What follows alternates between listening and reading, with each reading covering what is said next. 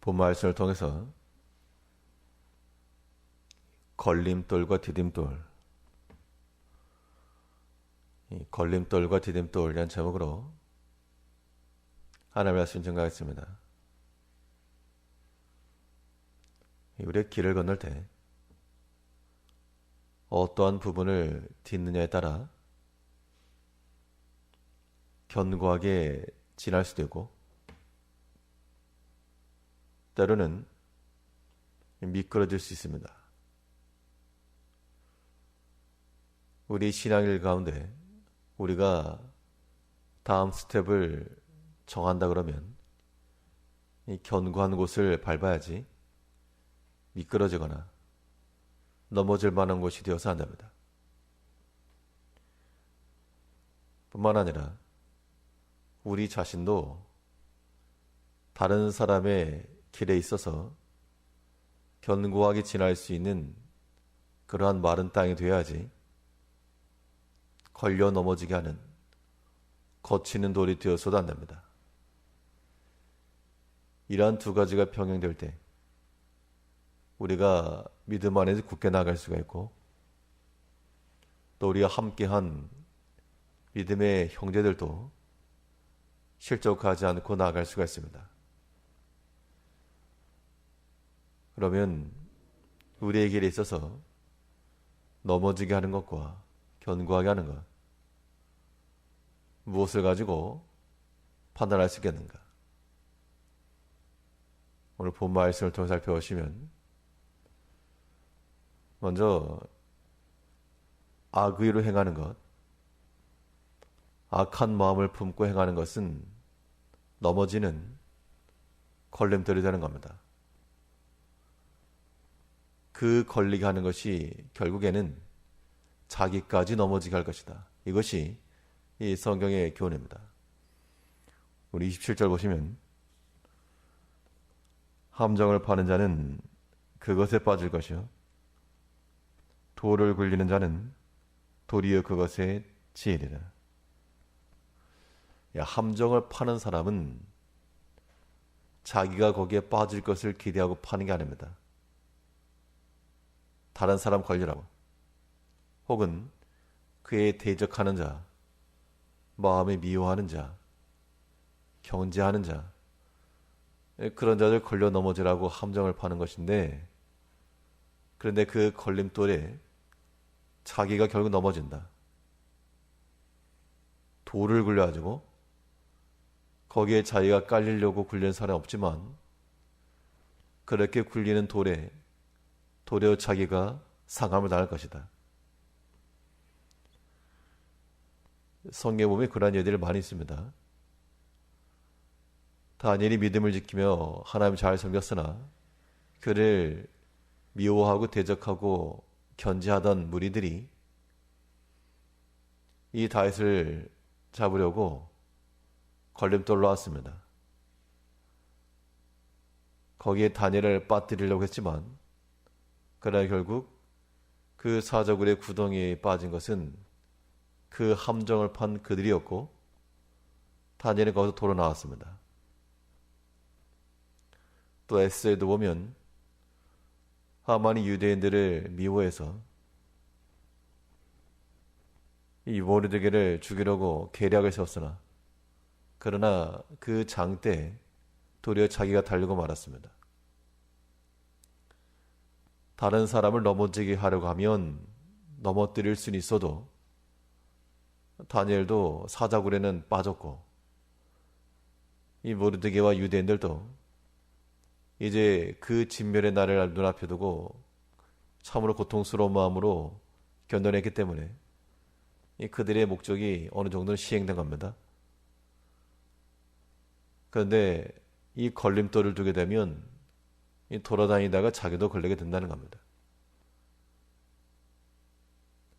우리는 우리 스스로가 넘어졌어도 안 되겠으나 또한 넘어지게 하는 거치는 자가 되어서 안 됩니다. 그래서 성경에서 우리에게 명하는 바는 너희가 사람에게나 하나님의 교회에서나 거치는 자가 되지 말아라. 우리가 알게 모르게 그러한 일을 행할 때가 많다는 겁니다. 이 걸림돌이라고 하는 것은 보이지 않는 곳에 놓여 있어서 거치고 넘어지는 것이기 때문에 넘어지기까지는 알지 못하는 것이 함정의 특징입니다.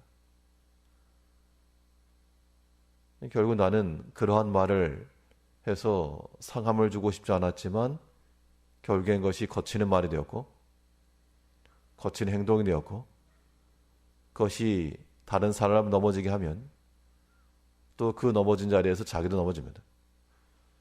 교통사고라고 하는 것이 상대편 차만 부서지는 것이 아니라 자기도 부서지게 되어 있습니다.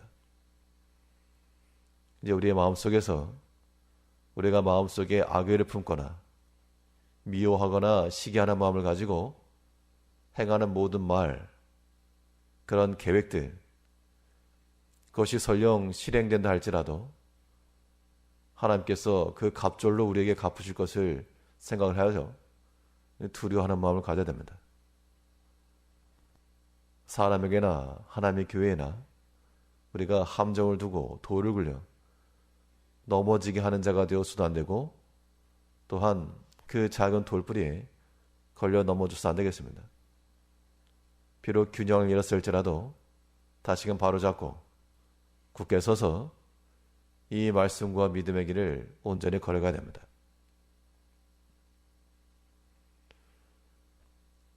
악기로 행하는 것이 걸림돌이 될 것 같으면 선한 마음을 가지고 행하는 것들은 우리를 견고하게 하는 디딤돌이 되는 겁니다. 그래서 우리가 믿음의 일을 한다 할 때는 우리 마음속이 어떠한가를 먼저 살피는 걸 중요합니다. 우리 말을 한번 하더라도요.